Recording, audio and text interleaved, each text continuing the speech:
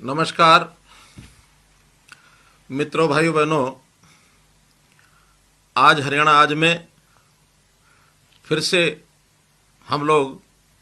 अपनी ये साप्ताहिक चर्चा अर्थात तीसरे दिन की चर्चा कर रहे हैं। भाइयों बहनों, जैसा का एक लंबा समय ये चल रहा है, लॉकडाउन 1, 2 और तीसरा 17 तारीख को तीसरा लॉकडाउन भी समाप्त होने वाला है और चौथा लॉकडाउन ऐसा माना जाता है कि 17 के बाद अवश्य ये घोषित होगा, क्योंकि ये महामारी इस प्रकार की है कि इसमें लगातार हमको अपनी गति को बनाए भी रखना है और कुछ चीज़ों पर रोक भी जारी रखनी है। तो हमें केंद्र से जो निर्देश मिलते हैं उनका हम बहुत ही ठीक प्रकार से पालन कर रहे हैं और मुझे इस बात की संतोष भी है आपको बताते हुए कि हम अपने आसपास के प्रांतों की स्थिति में बेहतर स्थिति में हैं, चाहे वो दिल्ली हो, राजस्थान हो, पंजाब हो अथवा उत्तर प्रदेश हो। तो हम लोग अपने आप को बचा करके किस प्रकार से इस महामारी के दौर में आगे बढ़ पाते हैं, ये हम सबको मिल करके सोचना होगा। इसी कड़ी के दौरान प्रधानमंत्री जी ने अभी 3 दिन पहले देश के लिए एक बहुत बड़ा आर्थिक पैकेज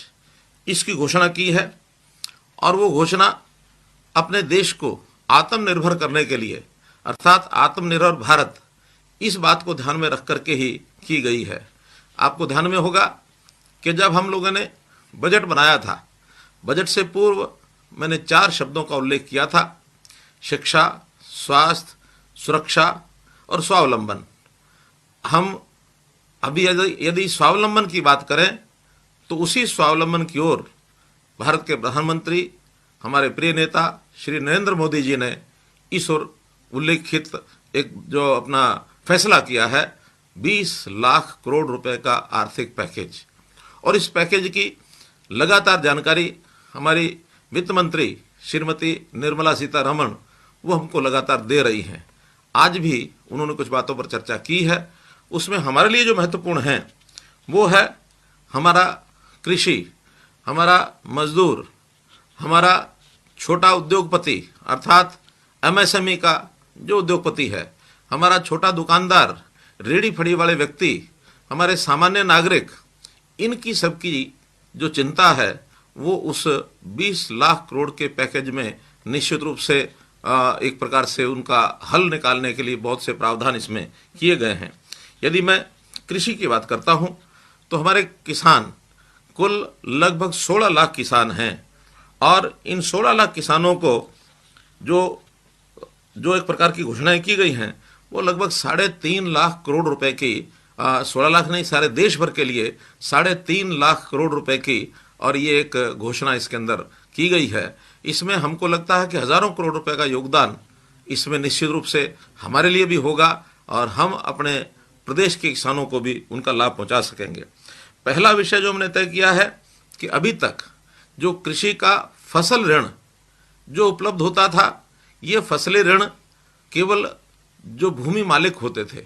उन्हीं के नाम से केसीसी कार्ड बन करके उनको मिलता था। अब हमने हरियाणा में तय किया है कि एक कानून लाकर हम लोग जो ठेके पर जमीन लेते हैं अर्थात जो काश्तकार होते हैं, ये फसली ऋण बैंकों से उनको भी मिल सकेगा ताकि अपनी फसल की कटाई करने के बाद वो उस ऋण को उतार सकते हैं। इसलिए इस एक्ट बनने के बाद किसी भी जमीन के मालिक को कोई खतरा नहीं रहेगा कि गिरदावरी यदि काश्तकार के नाम से हो जाती है तो उससे जमीन की मलकियत का कोई असर नहीं पड़ने वाला। इसलिए एक बहुत बड़ा प्रावधान ये हरियाणा के अंदर हम लेकर के आ रहे हैं और ये जो लाभ हैं जितने भी वो उस ठेके पर जमीन लेने वाले व्यक्ति को भी उसका अतिरिक्त ये लाभ मिल सकेगा। हम लोग मंडियों के अंदर अपना फसल बेचने के लिए जाते हैं, अभी भी प्रोक्योरमेंट का सीजन चल रहा है। बहुत से इंफ्रास्ट्रक्चर के विषय, इस इंफ्रास्ट्रक्चर पर भी इस घोषणा में लगभग 1 लाख करोड़ रुपया ये रखा गया है। तो ऐसी इंफ्रास्ट्रक्चर की जो जितनी भी व्यवस्थाएं या जितने सुधार, जितना प्रबंध वो करना होगा। विशेष तौर पर क्रॉप ड्रायर अर्थात फसलों को सुखाने के लिए, क्योंकि हम जानते हैं कि मॉइस्चर एक बहुत बड़ी बाधा प्रोक्योरमेंट में होती है, तो उस मॉइस्चर को ठीक स्टैंडर्डाइज करने के लिए, ठीक उसका अनुपातिक जो आवश्यकता है वहाँ तक लाने के लिए फसलों की सुखाने की दृष्टि से वहाँ क्रॉप ड्रायर लगाए जाएंगे। ये योजना भी